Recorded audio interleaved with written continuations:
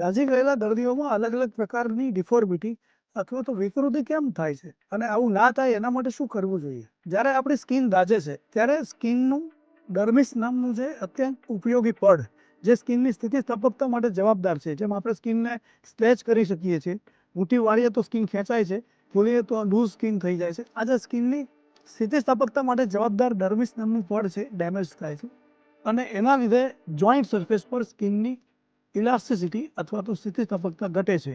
એટલે દર્દીને મુઠ્ઠી વાળવામાં, ફૂલ બંધ કરવામાં, આ બધી મુવમેન્ટ્સમાં તકલીફ પડે છે. ગળા ઉપર દાઝી ગયેલો દર્દી હોય તો ગળું ઊંચું નથી કરી શકતા, ગળું આમ ચોંટી જતું હોય છે.